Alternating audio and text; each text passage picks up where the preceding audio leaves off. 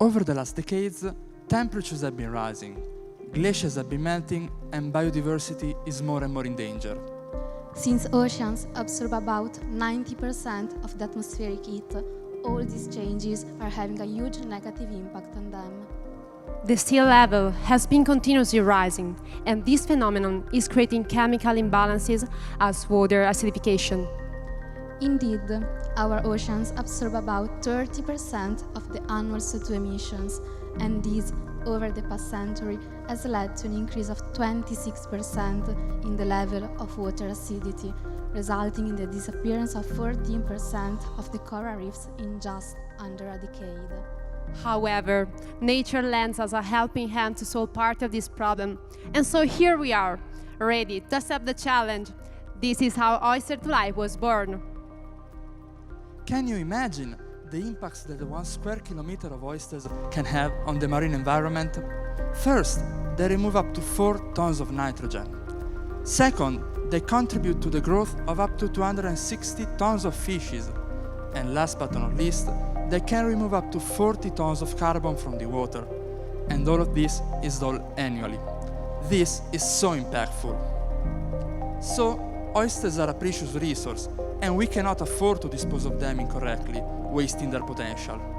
Carrying out more detailed research on the shellfish industry, we discovered that in Italy, most of the discarded shells come from the bivalve purification centers. These centers are the middle step between shellfish cultures and consumption, with the aim of making them safe to be eaten. Currently, the mussels discarded by the shellfish purification centers mostly end up into incinerators. However, through this linear economic model, we are wasting a precious resource that instead could be looped back into the value chain through a circular economic model, going from being a simple waste with no value to being a resource. Italy has about 500 centers which cumulatively discard 33,000 tons of mussels, the equivalent of the weight that would be carried by 300 aircrafts. To dispose of them, they face 6 million euros in annual expenses. This is where we will enter with our project, to give a more valuable end of life to these shells. But how does our project work? There are 5 main steps. The first step is the collection of oyster shells from the shellfish purification centers.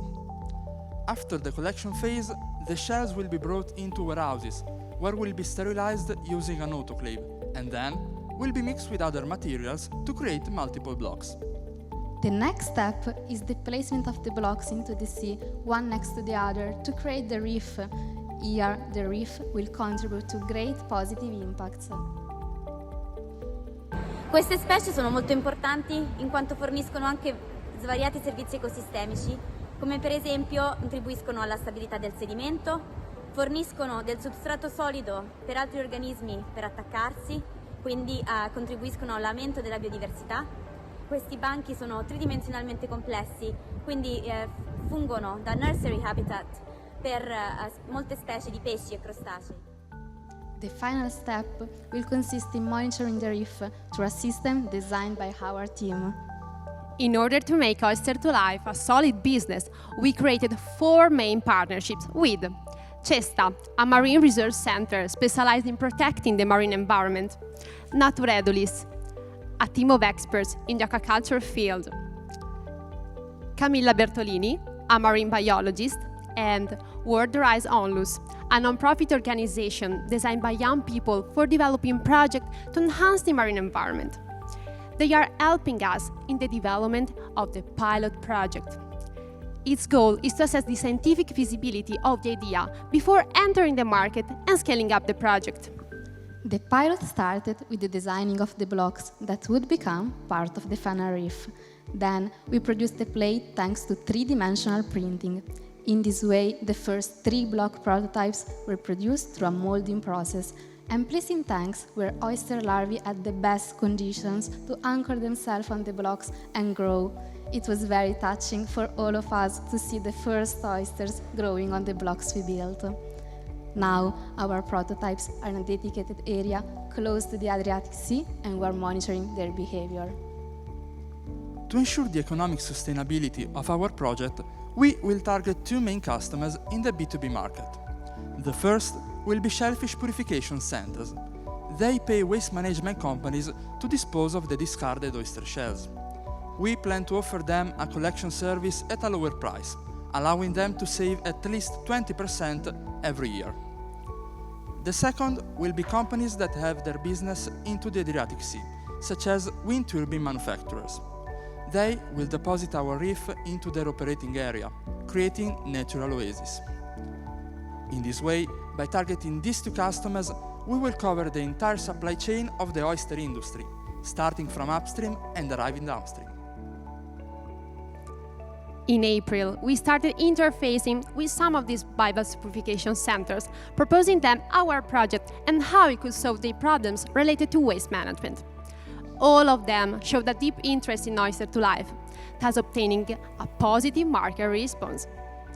So, how is our project innovative? Firstly, we will be the first project that realizes a reef starting from a waste and turning it into a valuable resource. And secondly, we will be the first project in Italy that will go beyond the research phase and blossom into a business that will affect the life of many. In the next months, we will continue the analysis and validation of potential new revenue streams, such as the use of the shells for the restoration of polluted soil and the creation of supplement for the poultry industry. We will also continue to test the materials to obtain the final reef with optimal performances, and we plan to test new prototypes realized this summer from January 2024. The next important step will be to patent our final reef. Our final ambition will be to implement the business model at a small scale in order to completely validate it, and then to expand into other countries, mainly in Europe. Since from the context analysis emerged that in Portugal, for example, there are many shellfish purification centers, which are one of our main stakeholders. In the meanwhile, we are continuously taking part to events and organizing our own to raise awareness of ocean conditions. Thanks to all these events, we have already reached more than 5,000 people, and we will keep growing. Furthermore, we won the Italian phase of the Innova Europe Challenge, organized by top European business schools in collaboration with Microsoft. We were so proud of this achievement because this represented another opportunity to make Oyster to Life grow. Well, this is Oyster to Life. Everyone deserves a second chance. Second life for oysters. Oyster to Life. Well, we sailed the seas. Now we come ashore. She's Ikima, a young mother and school teacher. Ikima lives in the small village of Kumungu, Ghana. Imagine having 2 children to raise and 180 students to teach in a rundown school. Imagine working in precarious conditions, producing goods sold for €2 per kilogram locally, but valued 10 times more in the fast-growing European market, all while still facing heavy exploitation. Imagine being caught between the roots of a tradition that is in its value and future.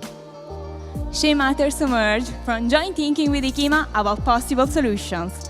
We chose to enhance the 2 local vocations she shared with us: education and shea butter production. This is what Shea Matters was born for. We create a commercial bridge within Ghana and Italy, ensuring the pillars of fair and sustainable trade. But we're going beyond. We not only give voice to the community, but we also support the creation of new positions of leadership. We don't just reinvest the profits, but we fund projects co-developed with the community itself. Moreover, we're going to challenge the boundaries of a fully circular economy by introducing an innovative pyrolytic reactor to leverage the waste of production. How does Shea Matters work? This business supply chain begins with the butter production. This is made by the all-women cooperative led by Ikima, Nasara Naturals. The butter is then exported to Italy. Here, it is analyzed by a women-run beaker, Aura, and then the recyclable packaging is assembled by a social cooperative providing jobs for 70 people with disabilities, Il Gabbiano.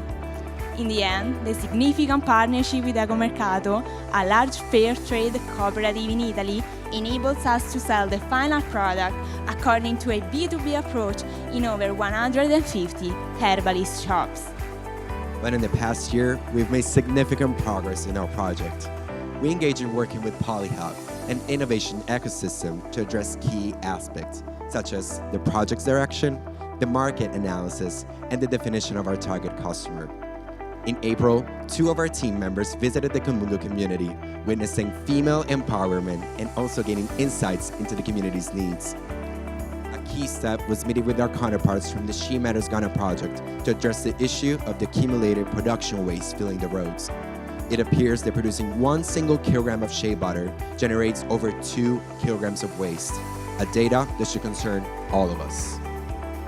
To tackle this problem, our innovation team started developing an innovative pyrolytic reactor that will turn 1 kilogram of waste into directly usable biogas and into 0.26 kilograms of biochar that will be used respectively to power butter production and as a base for organic fertilizer.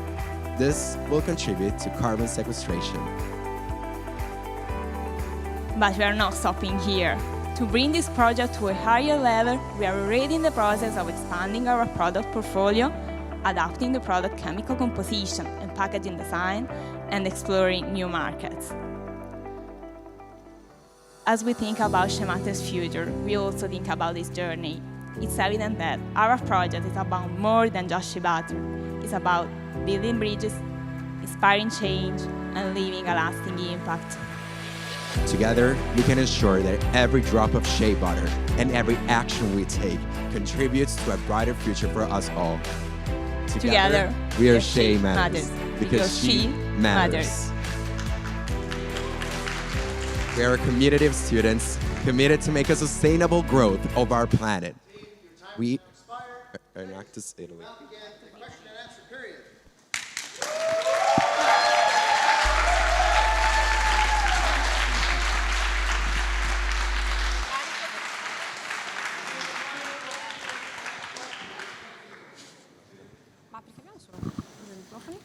Thank you, Team Italy, for a good presentation. On your first project, Oyster to Life, when mixing the blocks, what do you mix them with? The shells, what are they mixed with to make the blocks? And have you done tests to make sure that this has got no impact on the reef that you're putting them in? Yeah, thank you for the question. It's actually a very pivotal point for our project because, of course, we want to have positive impacts on the environment, mainly on the oceans, but also at every scale in the world. So we can't use, for example, concrete, which is a great material, is very resistant, but has the downside of being very pollutant. So we are currently working on a proprietary binding agent that has the similar properties to concrete, but doesn't have the same impact in order to have a truly sustainable project.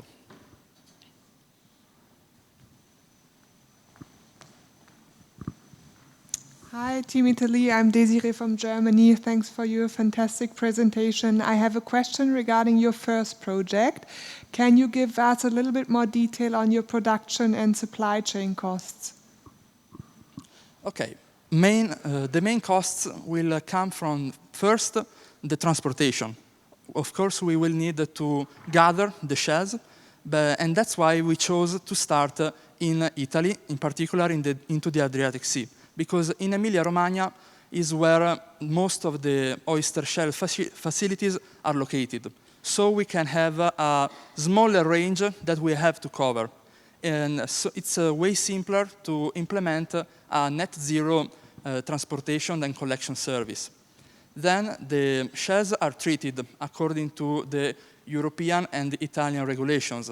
We have to work within these boundaries. It's crucial that we do that because otherwise we're gonna be in serious problems. After the treatment, we grind them and then they will be mixed with the binding agent. Then it's just a matter of letting the block cure, and it's ready to be positioned into the sea. Thank you very much for your presentation.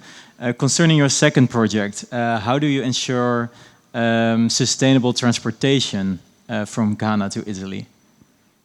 We're currently, we did our first order in the summer 2021, and our first order was of 200 kilograms for the cooperative, and we're currently working on trying to get bigger orders for them so that we can actually use naval transport and have a lower impact on the environment for transportation. So far, our project has not been able to have a bigger order, but it's definitely in the work for next year.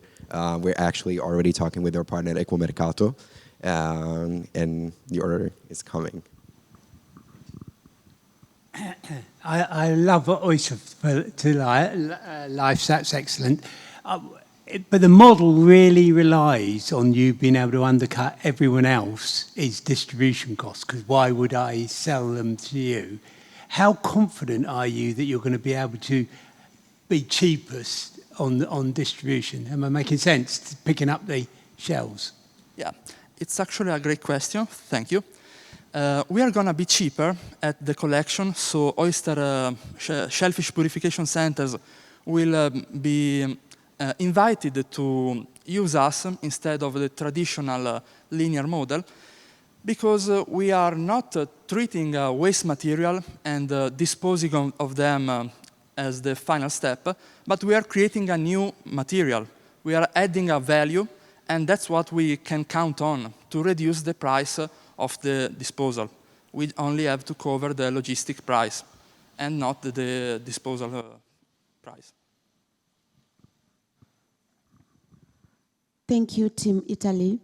I would want to know, how is your shea butter made? How is shea butter made? Excuse me, can I ask you to repeat the question? Thank you. Thank you, Team Italy. I would want to know, what ingredients are you using to make your shea butter from Ghana? Okay, thank you for your question.